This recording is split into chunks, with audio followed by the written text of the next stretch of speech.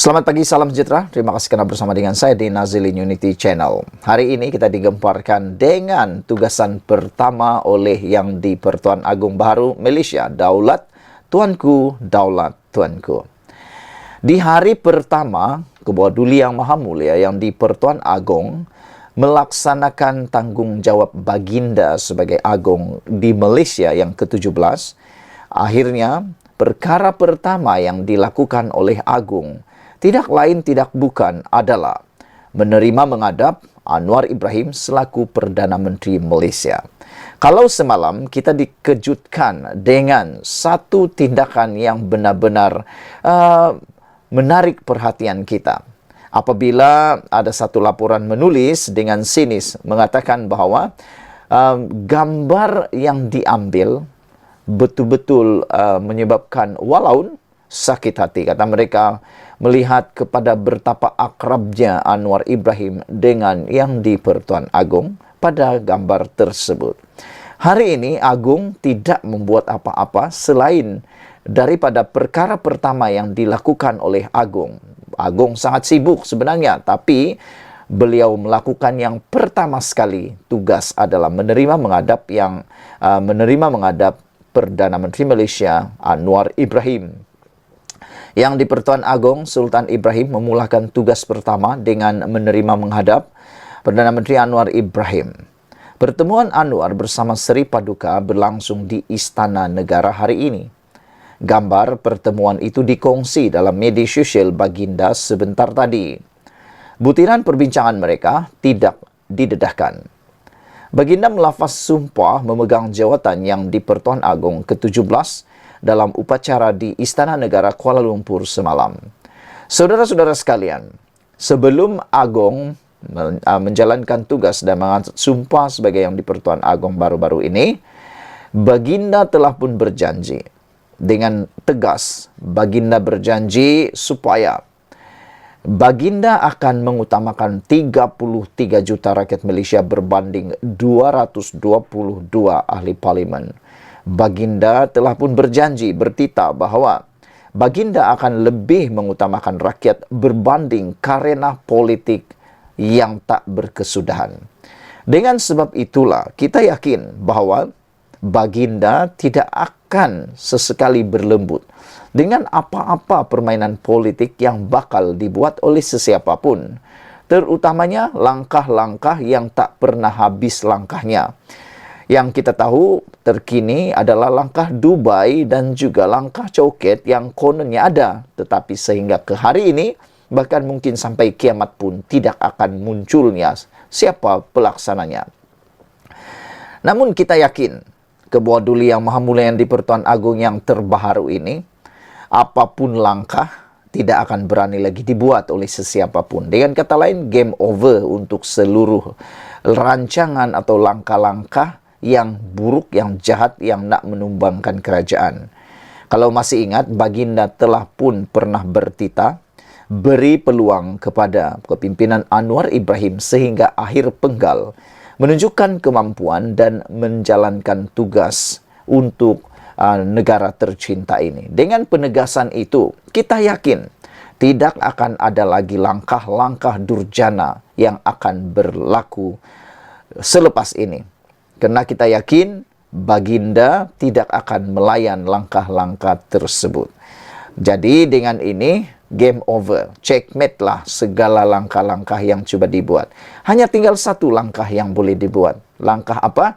Langkah mensejahterakan rakyat. Itulah yang kita tunggu-tunggu dan itulah sebenarnya yang kita impi-impikan di Malaysia. Semua ahli politik bersatu padu, berganding bahu, menjalankan tanggungjawab, melaksanakan langkah mensejahterakan rakyat, bukan lagi menjahanamkan rakyat. Saudara-saudara sekalian, Sultan Ibrahim telah menggantikan Al-Sultan Abdullah Riayatuddin Al-Mustafa Bilal Shah yang tamat tempoh pemerintahannya kemarin. Dan kita berbangga kerana Ketua Duli Yang Maha Mulia Yang di-Pertuan Agong baharu ini adalah Yang di-Pertuan Agong menjunjung dan akan mempertahankan kedaulatan negara ini untuk kita semua. Sekian dulu untuk kali ini. Jangan lupa tinggalkan komen Anda, tekan butang subscribe. Kita jumpa lagi. Bye-bye. Selamat petang, salam sejahtera. Terima kasih karena bersama dengan saya di Nazilin Unity Channel. Isu yang paling hangat di media sosial sekarang ialah tentang pembebasan Najib dan pengampunan Najib oleh lembaga pengampunan. Yang tular ialah apabila satu laporan memetik Zaliha, iaitu Menteri di Wilayah Persekutuan, telah pun menyatakan insya-Allah lembaga keputusan ataupun keputusan lembaga pengampunan Najib akan diketahui minggu ini. Sehingga ada netizen mula memetik di dalam TikTok, dalam Instagram, dalam Facebook. Mereka kata, insya Allah Najib akan dibebaskan minggu ini. Pertanyaan itu mula berkumandang di mana-mana. Sehingga menimbulkan pelbagai reaksi. Ada yang tak setuju langsung, ada juga yang tak setuju separuh, dan ada yang setuju. Tentulah yang tidak setuju itu ialah orang-orang yang mana adalah merupakan penentang kepada pembebasan Najib. Manakala bagi mereka yang bersetuju, tentulah adalah para penyokong Najib yang khususnya datang daripada Parti UMNO. Ada yang menulis sehingga berani menulis, mereka kata, dah tak sabar lagi menanti kepulangan bosku. Mereka kata mereka rindu dengan kepimpinan Najib sewaktu beliau menjadi Perdana Menteri, yang mana kata mereka hidup rakyat seakan-akan mewah pada waktu itu dengan pelbagai bantuan yang diberikan oleh Najib. Namun bagi mereka yang hater, bagi mereka yang menentang pembebasan Najib, mereka kata tak perlulah lepaskan Najib sehingga beliau sudah sekurang-kurangnya menghabiskan hukuman 2/3 daripada hukuman penjara.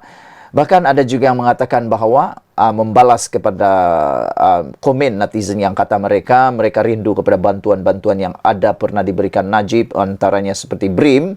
Mereka kata itulah yang menyebabkan negara berhutang sehingga berbilion-bilion, bahkan sehingga sekarang ini mencecah 1 triliun, 1,5 triliun, yang telah menyebabkan Perdana Menteri Anwar Ibrahim terkapai-kapai dalam mendapatkan pelbagai pelaburan untuk mahu menaikkan semula ekonomi negara. Itu sebabnya apabila Muhyiddin kata kerajaan ini seperti acah tak acah nak bangunkan semula ekonomi, ramai penganalisis politik bahkan juga pemerhati politik tidak setuju dengan Muhyiddin. Kata mereka, apa buktinya acah tak acah, sedangkan Anwar Ibrahim seakan-akan tidak pernah lagi duduk diam di rumah kerana sibuk untuk mendapatkan pelaburan ke sana sini.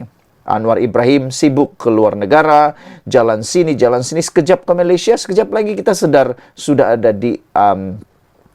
ada di luar negara, semata-mata untuk memastikan ekonomi negara terjamin. Kata mereka, banding dengan Muhyiddin sendiri, apa yang dapat dibandingkan, kata mereka secara sinis terhadap Muhyiddin Yassin. Oleh sebab itulah, apabila Zaliha menyatakan, insya Allah keputusan lembaga pengampunan Najib akan diketahui minggu ini, ramai netizen yang mula mengeluh. Kenyataan rasmi lembaga pengampunan membabitkan bekas Perdana Menteri Datuk Seri Najib Tun Razak dijangka dikeluarkan minggu ini. Perkara itu disahkan Menteri di Jabatan Perdana Menteri Wilayah Persekutuan Dr. Zaliha Mustafa hari ini. Itu nanti kita tunggu kenyataan lembaga pengampunan. Insya Allah minggu ini kita harapkan, katanya, ketika ditemui media sempena pelancaran Hari Wilayah Persekutuan 2024. Media antarabangsa Channel News Asia, CNA, dalam laporannya mendakwa, Najib telah diberikan pengurangan hukuman daripada 12 tahun kepada 6 tahun. Media itu yang memetik sumber termasuk pegawai kanan kerajaan melaporkan pengurangan hukuman penjara terhadap Najib atas kesalahan rasuah dibuat lembaga pengampunan itu dalam mesyuarat pada Isnin lepas.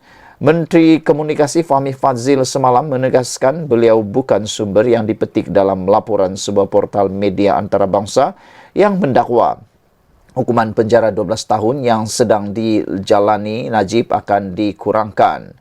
Saudara-saudara sekalian, apa pula reaksi anda terhadap laporan ini? Adakah anda juga seperti para netizen yang menyokong Najib dibebaskan sehingga mereka kata insya Allah Najib akan dibebaskan pada minggu ini?